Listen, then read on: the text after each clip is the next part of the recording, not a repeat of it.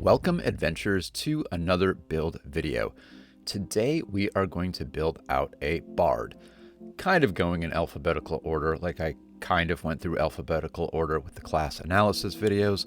Last was barbarian, we are up to bard. Now, if you remember from my bard video, I really like the bard. I am playing as a warrior muse bard in one of my campaigns. I really like it. I heard it's even getting better in the remaster, which I'm very excited for. And when it comes to bard, I like warrior muse. I think a lot of people play as the Maestro Muse because it is got access to that lingering composition, which is such a good focus spell. But today I'm going to go a little bit different direction, and I am going to go with the Enigma.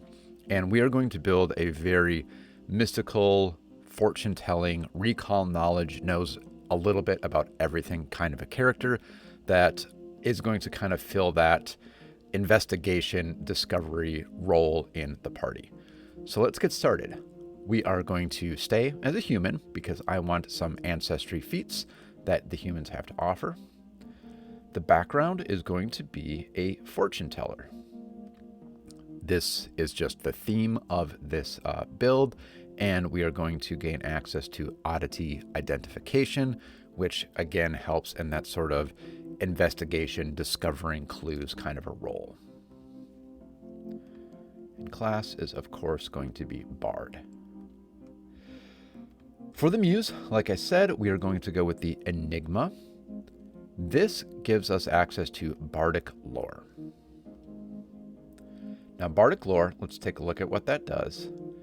Your studies make you informed on every subject. You are trained in bardic lore, a special lore skill that can be used only to recall knowledge, but on any topic. If you have legendary proficiency in occultism, you gain expert proficiency in bardic lore, but you can't increase your proficiency rank in bardic lore by any other means. So basically, you have one skill that you can use to recall knowledge on everything. This means you don't have to worry too much about skill training unless, of course, you want to take actions with some of those skills. That is pretty cool stuff. Let's go ahead and select our heritage. I'm going to go half elf here.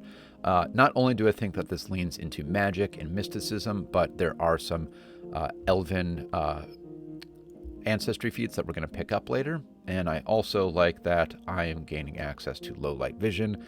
That is one of the only problems with humans. I think they're, great and versatile in the system, but yeah, they do not have great vision. So if you can gain dark vision or low light vision in some way as a human, you probably want to do that. And as far as the ancestry feat, we're going to stick with the human ancestry feat for now, going with astrology. This just again plays into the theme, fortune telling, enigma, astrology. This is pretty cool. Let's see what it gives us. So 3 times a day, if your next action requires you to attempt 1 or more skill checks, roll a d8. On a result of a 6, 7, or 8, you gain a +2 circumstance bonus to the first such skill check you attempt. On a 3, 4, or 5, you gain +1. On a 2, you gain nothing. On a 1, you take a -1 circumstance penalty. So kind of 3 times a day, you have a pretty good chance at giving yourself a +1 or even a +2 to a skill check. That's going to come in a little bit later. Most of what this character will be doing is recall knowledge, but there are going to be some skills that we end up using. Okay, let's go ahead and build out our abilities now. We're a bard, so we want charisma. We want charisma and dexterity, because dexterity is going to help our armor class, as well as any ranged attacks with actual weapons. Let's go ahead and make sure our dexterity is completely boosted here. That our charisma is completely boosted is what I meant to say. We are going to boost intelligence because this is a class or the bardic lore, uses intelligence as its modifier. So we're going to need that. We're also going to want just a little tiny bit of strength. And I think I actually want to... Let's see. Do I want all of that dexterity, or do I think I want a little bit more intelligence because this character is all about recall knowledge and using that bardic lore. So we want that bardic lore to be at least 1 point better here. So you're going to see bardic lore is now at a +5. That's what we want. Okay. Lots of skill training available, but again, it almost doesn't matter, at least for recall knowledge purposes, because bardic lore is going to be used for all of it. That being said, there are some things we want to do. I am going to lean into thievery. That is going to be kind of the other key role of this character. You're sneaky, you're a bit, it's tough to tell whether it's truly mysticism or you're just good at lying with your fortune telling and everything. And thievery is going to be a part of that, as is stealth. I always like using some acrobatics if you are kind of a dexterity-based character, so you have some escape actions available to you. Deception is important. Again, we're kind of saying this is a maybe you're lying all the time, maybe you're making it up kind of character. I think diplomacy is good too. When you're a charisma-based character, it just makes sense because you are going to be, well, probably the best at this out of anybody in your party. And we can keep going here. Society makes sense. Religion just makes sense. Oh, we're finished there. We got to do the extra. We'll go religion. There's my cat. He has things to say about this. What do you think, Quincy? Don't know if you can hear that, but he's a very talkative little guy. I'm like halfway done here, so I'm going to keep going. Okay, cat? He says it's okay. All right. Now let's go ahead and start adding the gear and weapons for this character. For weapons, we are trained in simple, and I am going to keep leaning into the sort of deceptive, secretive nature of this character, going with a coat pistol because it is concealable. And, it's good to have a easily loaded item that you can just kind of take out for one quick attack. So that's what we're going to do. It's kind of expensive, but it is what it is. Another fun one, I think, for this character, I am imagining this as being a female character, so we are going to go with a corset knife. Again, it is concealable. And then also probably a throwing dagger because, again, having just a little bit of range is kind of fun, and I think it just sort of makes sense with this character as well.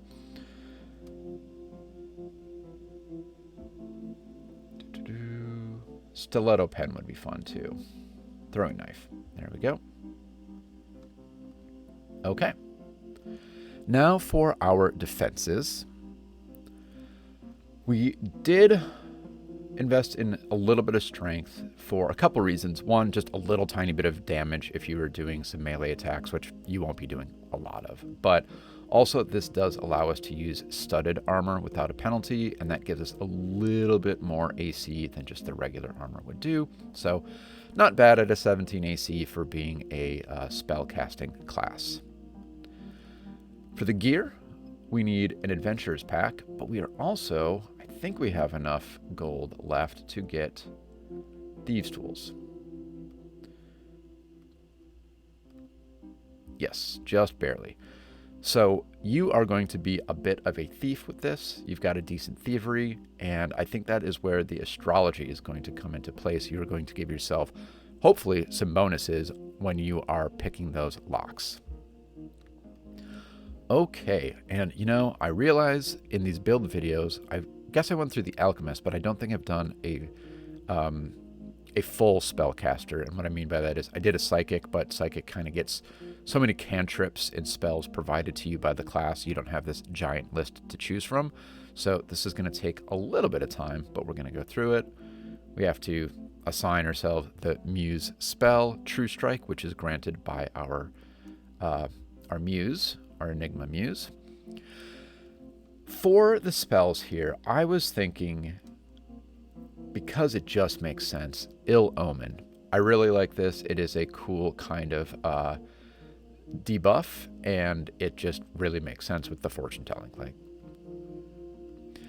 And then also sleep.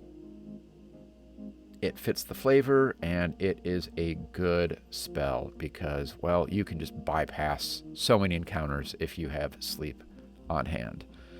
As far as your cantrips, I do think that the new Needle Darts cantrip is going to be a very good go-to for this character. I also think that you should always kind of have some detect magic. It's just going to make sense with this build. I do like guidance. Again, this sort of plays into the fortune telling and seeing the future.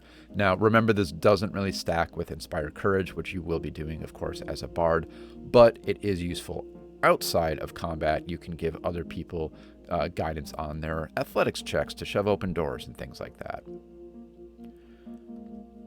I do like Read the Air for bard type characters, and really makes sense with this build.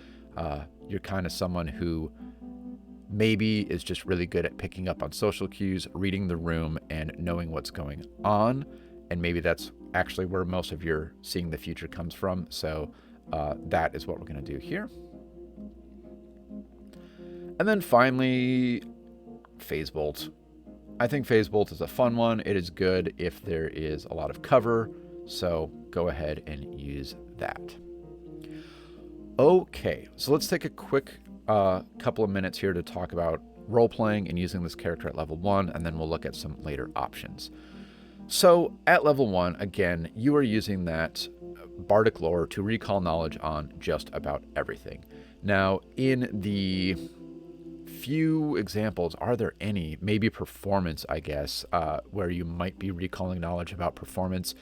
You would want to use performance because that is a higher check than bardic lore, but otherwise you are rolling bardic lore +5 to recall knowledge on anything, and that really is fantastic. That fills a really good role in your party. Don't sleep on recall knowledge. I know it's always called out as a good third action or a first action. If you ask me, go see that video.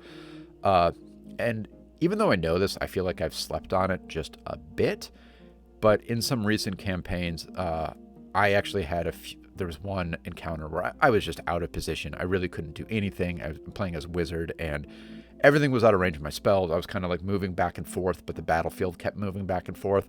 So I basically just recalled knowledge for almost an entire encounter, and it was really helpful.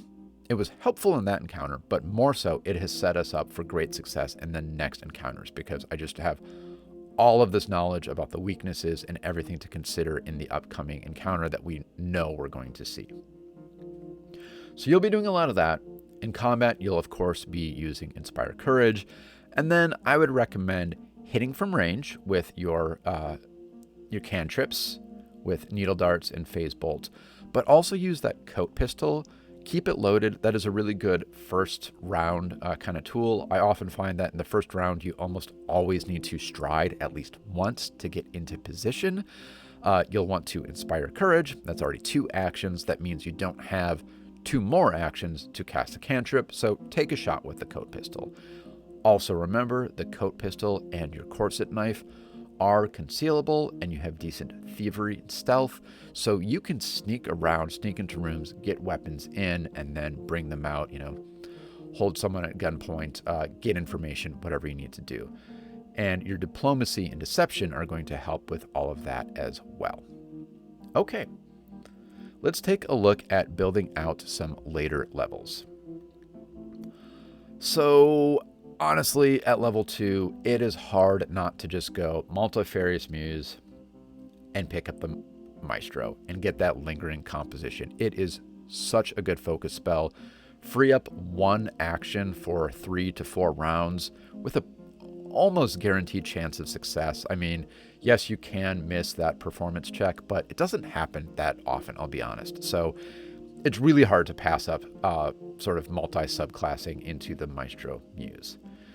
As far as a skill feat, this is going to be a lot about flavor, but also really good for your exploration. Read Psychometric Resonance. This is uncommon, so make sure your GM is okay with it. you are going to brush your bare hands over any objects. This detects objects' significant emotional resonance attached to them. Really, really apt for this fortune teller, astrologist kind of a character, right? Moving on, I think that at level 3, getting crystal healing is really fun. Again, how many times do I need to say it about this just fits the flavor of this character so much. You've got your crystal ball, you've got your crystals, you've got your tarot cards, all those types of things. And this allows you to treat disease or treat poison with occultism rather than medicine. As a bard, you are trained in occultism, not in medicine. So there you go. I do like at level 4, trick magic item I think would be very helpful. I like the occult spell list a lot, but getting access to a few other spells from other lists through scrolls, through wands or something like that could be really fun. And then the last thing I'm going to call out here while leveling up is at level 5. Remember, we are a half elf, right? So we are going to go with supernatural charm. There it is. This is a half elf feat. The elven magic in your blood manifests as force. Blah, blah, blah. You can cast first level charm as an arcane innate spell once per day. So you're this charming, deceptive, schmoozy, fortune teller, tarot reader, crystal healer, and you can charm someone once a day. Really good way to get access to a little bit more role-playing, social encounter abilities through your ancestry. And I think that is about where I am going to stop with this build today. Hope you enjoyed it. I think this would be a super fun character. I'm usually very, very focused on combat, I'll admit. This character will do fine in combat. The muse, the two muses you have, especially the multifarious muse, is going to help out so much with that lingering composition. And then, man, having that bardic lore and all of these additional exploration, fact-finding tools is going to be really helpful. Hope you enjoyed it. We'll see you next time. If I go in order, I'll probably be doing a champion next, but who knows? We'll see what inspires me next. Talk to you next time, adventurers.